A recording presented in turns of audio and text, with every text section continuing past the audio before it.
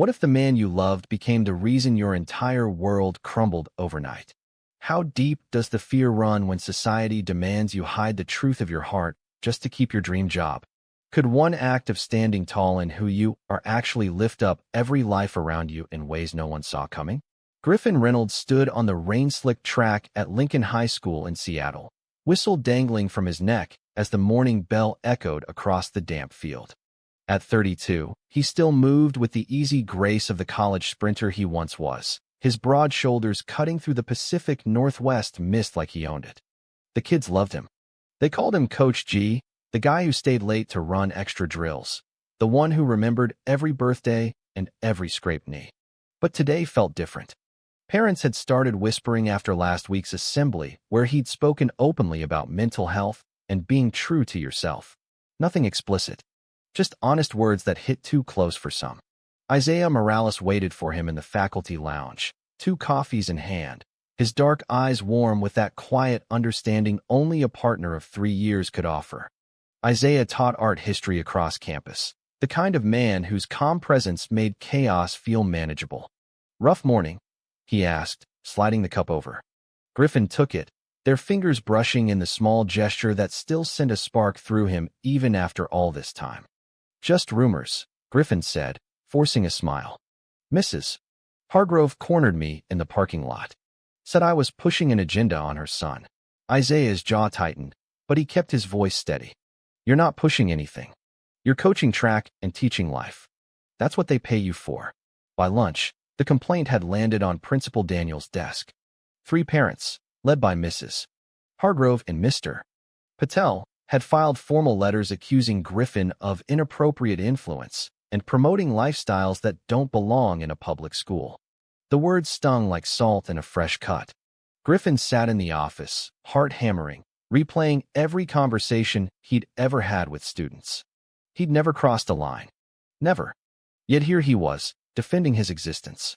That night, back in their small Capitol Hill apartment, Isaiah pulled him close on the couch. "Whatever happens, we've got each other," he whispered. Griffin nodded, but inside the question swirled. How long could he keep pretending the fear wasn't eating him alive? The next morning, the school board called an emergency meeting. Word spread fast among the faculty. Some teachers avoided his eyes in the hallway. Others clapped him on the back with forced encouragement. The students sensed the shift too. His star runner, Jamal, lingered after practice. "Coach, my mom said some stuff. I told her she's wrong about you." Griffin swallowed hard. "Thanks, kid. Just focus on your times. That's what matters." The complaint snowballed. By week's end, local news picked up the story, framing it as concerned parents question coach's values. Griffin stared at his reflection in the locker room mirror, the man he'd fought so hard to become suddenly feeling like a liability. Isaiah found him there after school, slipping an arm around his waist. "You're more than their labels, Griffin. Always have been." The words helped, but the weight pressed heavier. Griffin knew this fight wasn't just about his job. It was about the boy he'd been at 17, terrified in a small Midwest town, and the man he'd become who refused to hide anymore. Little did he know, the same kids he'd poured his heart into were about to prove that truth had a way of winning.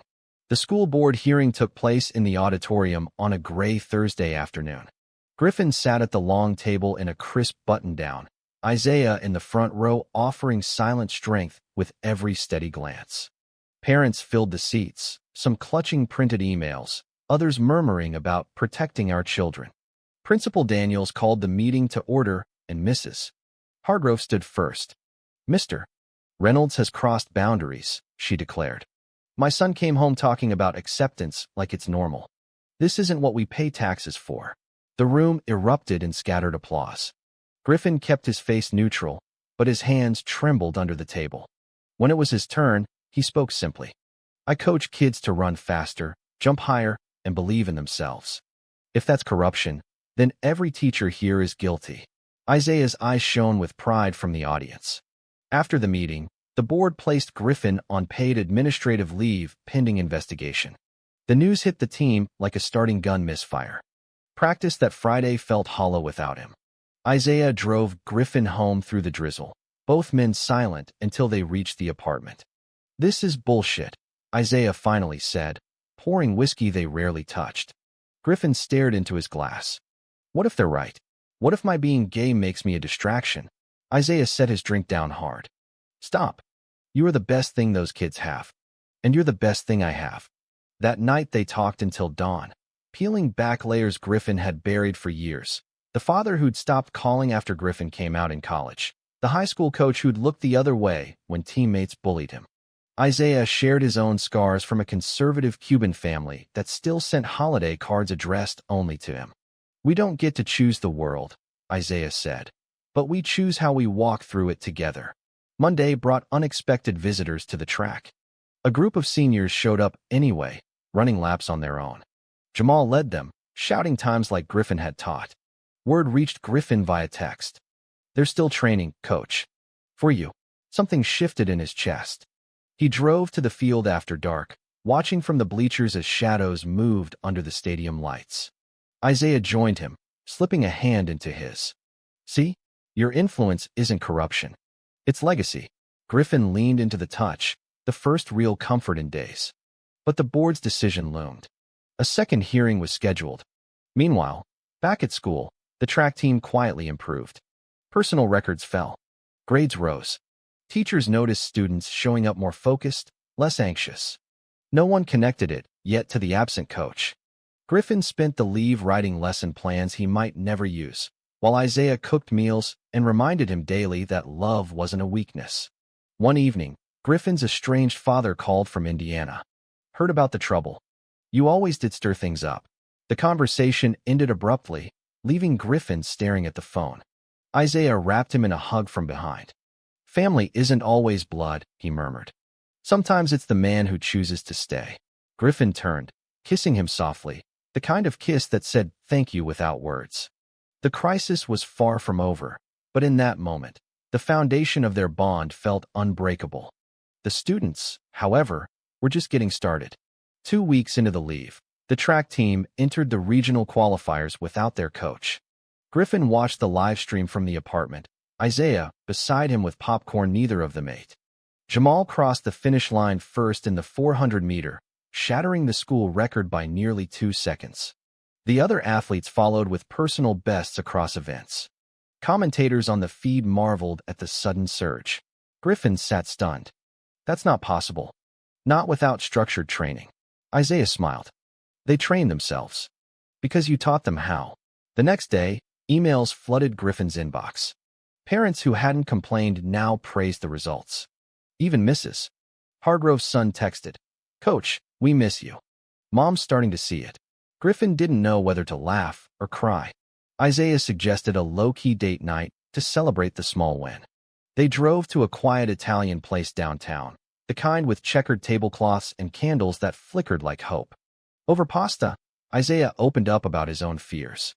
I worry the investigation will drag you down, and I'll lose the man I fell in love with.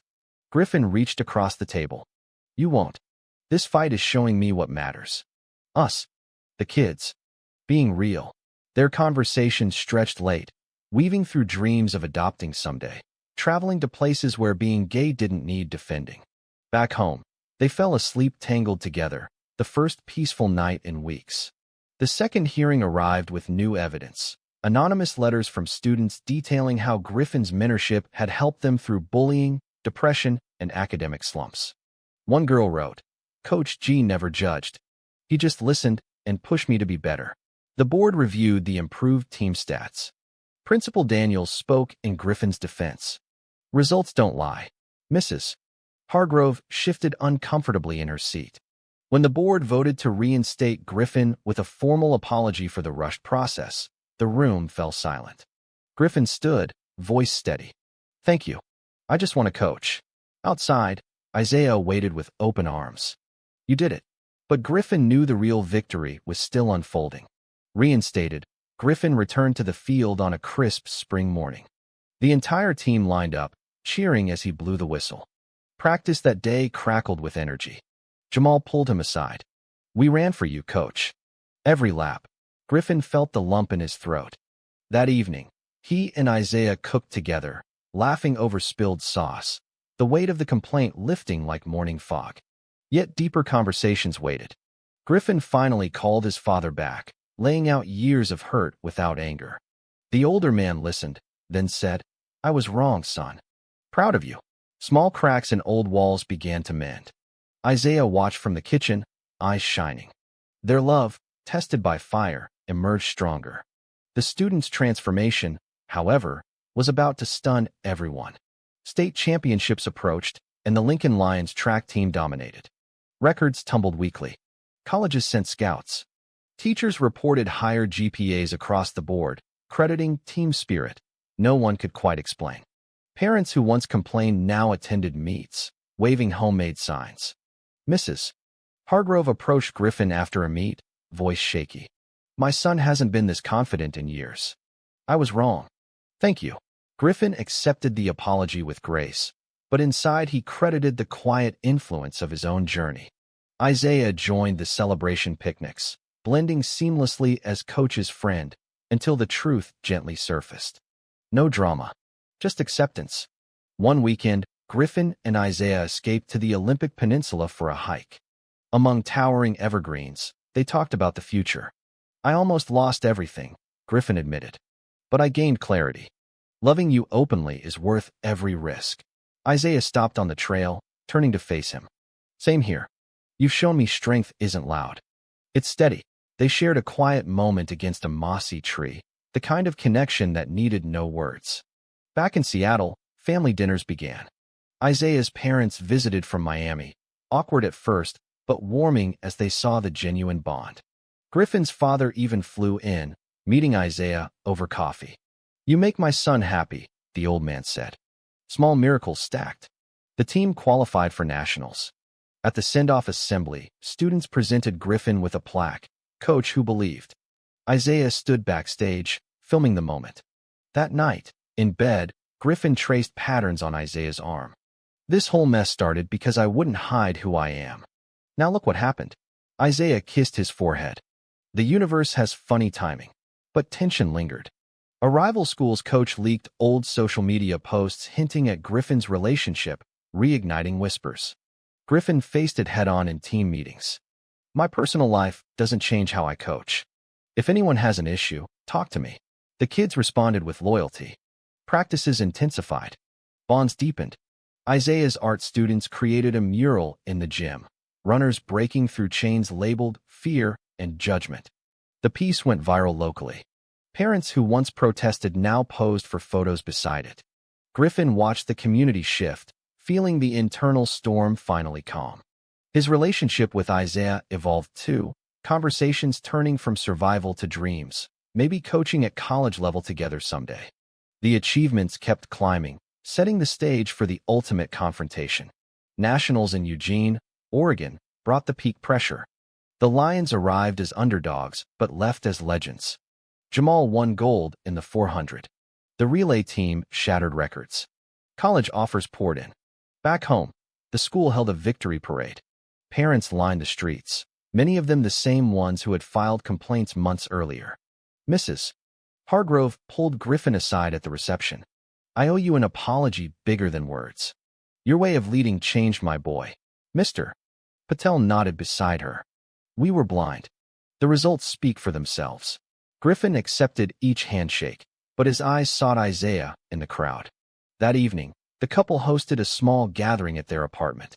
Friends, a few supportive teachers, and even Jamal's family attended.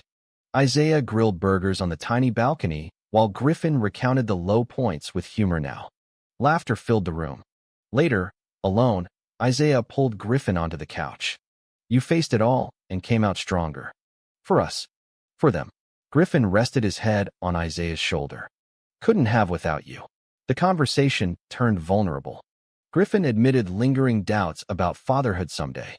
Isaiah shared fears of cultural expectations. They mapped a path forward, hand in hand. News outlets picked up the full arc. Controversial coach leads team to glory. Headlines highlighted the student transformation. Griffin received job offers from bigger districts. He turned them down. "My heart's here." Isaiah supported the choice, proud. Family ties continued healing. Griffin's father sent a card. "Proud of the man you've become." Isaiah's family invited them for Christmas. The prejudice that nearly broke them now felt like distant thunder. Yet one final test waited when a national reporter asked for an interview. Griffin agreed, Isaiah by his side. I hid for too long, he told the camera. Being gay doesn't make me less of a coach. It makes me more human. The segment aired, sparking nationwide conversations. Students thrived beyond sports. College acceptances rolled in. Mental health improved. The community transformed. Griffin and Isaiah walked the track at sunset, reflecting on how love between two men had rippled outward. The climax crested here, but resolution beckoned. Graduation arrived under clear June skies. The stadium overflowed with families. Griffin stood on the podium as guest speaker, Isaiah watching from the faculty section with quiet pride. Success isn't just medals, Griffin told the crowd. It's showing up as your full self. Applause thundered. Later, Jamal hugged him. You saved me, coach. Parents approached in waves, each offering thanks that felt earned. Mrs. Hargrove hugged Isaiah too. You too are an example. Summer stretched ahead. Griffin and Isaiah booked a trip to San Francisco, walking hand in hand across the Golden Gate without glancing over shoulders. They talked about buying a house, fostering kids, building a life visible and unapologetic. Back home, Griffin resumed coaching with renewed passion. The team prepared for next season stronger. Isaiah's art classes filled with students inspired by the mural. Their relationship deepened into the kind of partnership that withstands storms. Griffin no longer questioned his place. Isaiah no longer feared loss. One quiet evening on their balcony, Griffin raised a glass. To the complaint that changed everything. Isaiah clinked his. To the love that held us through it. The city lights twinkled below, mirroring the peace they'd found. The students' achievements had stunned the doubters, but the real miracle was two men who chose courage over conformity. Life moved forward, richer for the scars. In reflecting on this journey, I see how authenticity isn't just personal, it's contagious. Griffin's choice to live openly, supported by Isaiah's unwavering love, didn't destroy his world. It rebuilt it stronger, lifting students, mending families, and challenging a community to grow. The lesson is simple yet profound. When we stop hiding who we are, especially in love between men, we free not only ourselves, but everyone watching. My advice: embrace your truth early and often. Surround yourself with those who choose you fully. Prejudice may knock loudly, but real connection answers louder. Never underestimate the ripple effect of one brave heart.